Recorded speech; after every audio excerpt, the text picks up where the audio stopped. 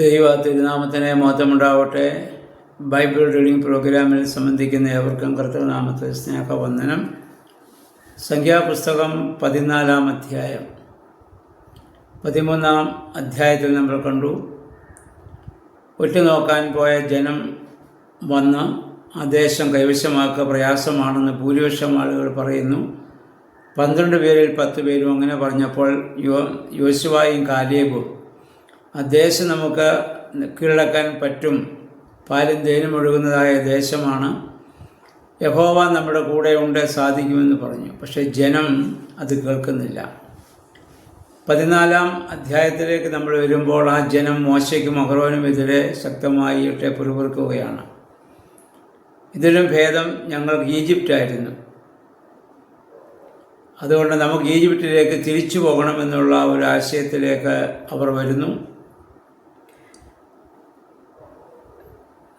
4 മുതൽ 10 വരെയുള്ള വാക്യങ്ങൾ വായിക്കുന്നത്, നമുക്കൊരു മറ്റൊരു തലവനെ തിരഞ്ഞെടുത്ത് അവൻ്റെ നേതൃത്വത്തിൽ നമുക്ക് ഈജിപ്തിലേക്ക് തിരിച്ചു പോകാമെന്ന് ജനം ആഗ്രഹിക്കുകയാണ്.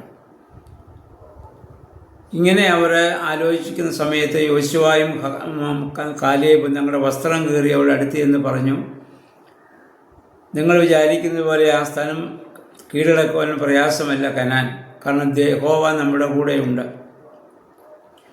അതിമനോഹരവും അതിഫലഭൂഷ്ടവുമായ സ്ഥലമാണ്. നമ്മുടെ പിതാക്കന്മാരോട് നമുക്ക് വാഗ്ദത്തം ചെയ്തതാണ്. ആ ദേശം നമുക്ക് സ്വന്തമാക്കാൻ കഴിയും എന്ന് അവർ വന്ന് പറയുന്നുണ്ട്. പക്ഷേ അദ്ദേഹം പറയുന്നത്, നിങ്ങൾ അതുകൊണ്ട് ദൈവത്തോട് മത്സരിക്കരുത്. അപ്പോൾ ജനം പറഞ്ഞു, യോശുവയെയും കാലേബിനെയും കല്ലെറിഞ്ഞ് കൊല്ലണം. കാരണം ബഹുഭൂരിപക്ഷം അവരുടെ നേതാക്കന്മാരും ആ സ്ഥലം കീഴടക്കുക പ്രയാസമാണെന്ന് പറയുന്നു, അവിടെ മല്ലന്മാരാണെന്ന് പറയുന്നു. അപ്പോൾ ജനം ഇങ്ങനെ ഒരു തീരുമാനമെടുത്തപ്പോൾ യഹോവയായ ദൈവത്തിന് കോപമുണ്ടാവുകയും മഹാമാരി കൊണ്ട് ജനത്തെ നശിപ്പിക്കുവാൻ ദൈവം ഒരുങ്ങുകയും ചെയ്യുന്നു. 11 വാക്യങ്ങൾ നമ്മൾ വായിക്കുന്നു. അപ്പോഴാണ് മോശയുടെ വലിയ മധ്യസ്ഥത ഇവിടെ കാണുകയാണ്. യഹോവ ചോദിക്കുന്നു, ഞാൻ ഇത്രയും അത്ഭുതങ്ങളെ പ്രവർത്തിച്ച് ജനത്തെ അത്ഭുതകരമായി വഴി നടത്തിയിട്ടും ഇവർ വീണ്ടും വീണ്ടും എന്നോട് മത്സരിക്കുകയാണ്. ഇതിനു മുൻപ് 10 പ്രാവശ്യം അവർ എന്നോട് മത്സരിച്ചവരാണ്. അവിടെ നിന്ന് ഇറങ്ങിയപ്പോൾ മുതൽ വീണ്ടും അവരെന്നോട് മത്സരിക്കുന്നു. പക്ഷേ മോശയുടെ മഹാവലിയ മധ്യസ്ഥത അവിടെ വന്നു. മോശ ചോദിക്കുന്നു, നീ അങ്ങനെ ഈ ജനത്തെ ഇവിടെ വെച്ച് നശിപ്പിച്ചാൽ ഈജിപ്തുകാർ തന്നെ അവർ തന്നെ നിന്നെ പരിഹസിക്കും. നീ അവിടെ അത്ഭുതകരമായി വിടുവിച്ച ജനമാണ്. ഈജിപ്തുകാർ വിശ്വസിക്കുന്നു ഈ ജനത്തിൻ്റെ കൂടെ ദൈവമുണ്ടെന്ന് അവർ വിശ്വസിക്കുന്നു. ഈ ജനത്തെ മുഴുവൻ നീ കൊന്നുകളയുമ്പോൾ യഹോവയ്ക്ക് ഇവരെ അവിടെ തിരിച്ചെത്തിക്കാൻ സാധിക്കുന്നില്ല എന്ന് പറഞ്ഞ് ദൈവത്തെ പോലും അവർ പരിഹസിക്കുന്ന ഒരു സാഹചര്യത്തിലേക്ക് വരുമല്ലോ. അതിന് നീ ഇടയാക്കരുത്, അവരോട് ക്ഷമിക്കണം. കാരണം ദൈവം മഹാകാരുണ്യവാനും അളവറ്റ സ്നേഹവാനുമാണ്. ആ സ്നേഹം ഇവിടെ കാണിക്കണം. അതുകൊണ്ട് അവരെ നീ നശിപ്പിക്കരുത്. ഈജിപ്തുകാരുടെ മുൻപിൽ ഇസ്രായേൽ ജനത്തെയും യഹോവയും അവർ പരിഹസിക്കുവാൻ മുഖാന്തരമുണ്ടാക്കരുത് എന്ന് മോശ വളരെ വിനീതമായി ഇവിടെ അഭ്യർത്ഥിക്കുകയാണ്. പ്രിയമുള്ളവരെ, ദൈവാത്മാവ് വസിക്കുന്ന ആ മോശയുടെ മനോഭാവം കാണുക. മോശ ഇവിടെ ആ ജനത്തോട് കോപിക്കേണ്ടവനാണ്. പക്ഷെ അവരുടെ ബലഹീനത മനസ്സിലാക്കുന്നവനായ മോശ അവർക്ക് വേണ്ടി ദൈവസന്നിധിയിൽ അപേക്ഷിക്കുകയാണ്, പ്രാർത്ഥിക്കുകയാണ്. 20 മുതലുള്ള വാക്യങ്ങൾ നമ്മൾ വായിക്കുന്നു. മോശയുടെ മധ്യസ്ഥയെ മാനിച്ച് യഹോവയായ ദൈവം പറയുന്നു, അതുകൊണ്ട് ഞാൻ ഇനി ജനത്തെ നശിപ്പിക്കുകയില്ല. എന്നാൽ ഒരു കാര്യം, അവിടുന്ന് ഇറങ്ങിയവരിൽ യോശുവയും കാലേബും ഒഴികെ ആരും ആ കനാലിൽ പ്രവേശിക്കുകയില്ല. നിങ്ങളുടെ മക്കൾ മാത്രമേ അവിടെ പ്രവേശിക്കുകയുള്ളൂ. കാരണം എന്നോട് മത്സരിച്ചുകൊണ്ട് ഈ ജനം മുഴുവൻ മരുഭൂമിയിൽ വീണുപോകും. കാരണം പിതാക്കന്മാരുടെ അകൃത്യങ്ങളെ 3ഉം 4ഉം തലമുറകൾ ഞാനതിന് പകരം ചോദിക്കുമെന്ന് യഹോവ നേരത്തെ പറഞ്ഞിട്ടുണ്ട്.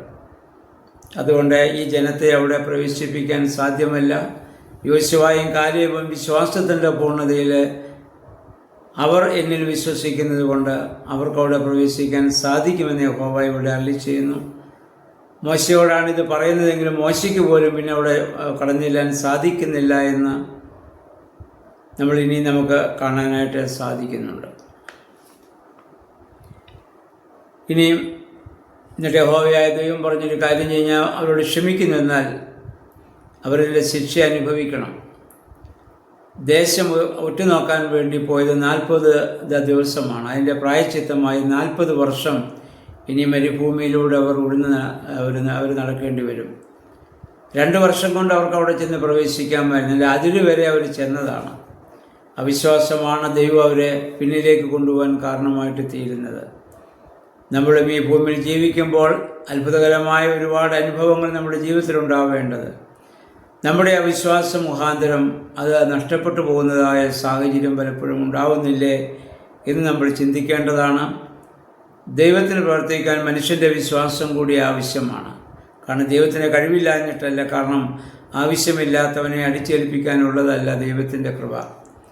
അതുകൊണ്ടാണ് പുതിയ നിയമത്തിൽ മർക്കോസിൻ്റെ സുവിശേഷം 6-ാം അധ്യായത്തിലൊക്കെ നമ്മൾ വായിക്കുന്നുണ്ട്. നമ്മുടെ കർത്താവ് നസറേത്തിൽ ചെന്നപ്പോൾ തൻ്റെ സ്വന്തക്കാരും ദേശക്കാരും അവനിൽ അവിശ്വസിച്ചുകൊണ്ട് ഏതാനും ചില രോഗികളെ സൗഖ്യമാക്കിയതല്ലാതെ വീരപ്രവൃത്തികളൊന്നും അവിടെ ചെയ്യുവാൻ കർത്താവിന് കഴിഞ്ഞില്ല എന്നാണ്.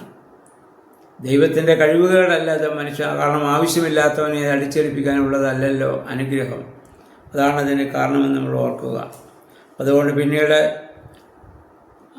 ഉറ്റുനോക്കാൻ പോയ 10 പേരും അവിടെ വെച്ച് മരിച്ചു പോകുകയാണ്. അത് കേട്ടതായ ഇസ്രായേൽ ജനം മോശയോട് പറഞ്ഞാൽ അവർ 10 പേരും അങ്ങ് മരിച്ചുപോയി. യോശുവയും കാലേബും മാത്രം ജീവിച്ചു. അപ്പോൾ ജനം ഭയപ്പെട്ടു.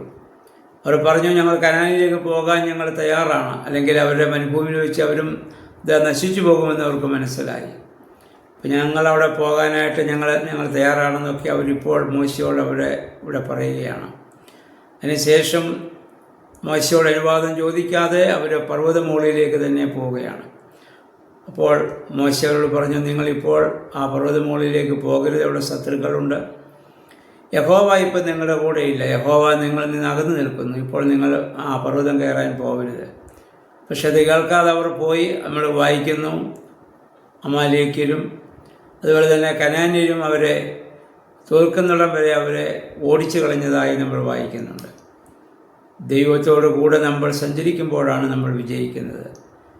ദൈവം ഇല്ലാതെയുള്ള പ്രവർത്തനം ആത്യന്തികമായി പരാജയമാണ്, ദുഃഖകരമാണ്.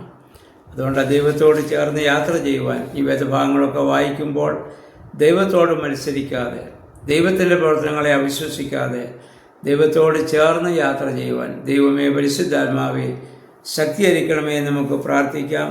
ദൈവം അതിന് നമ്മെ സഹായിക്കുമാറാകട്ടെ.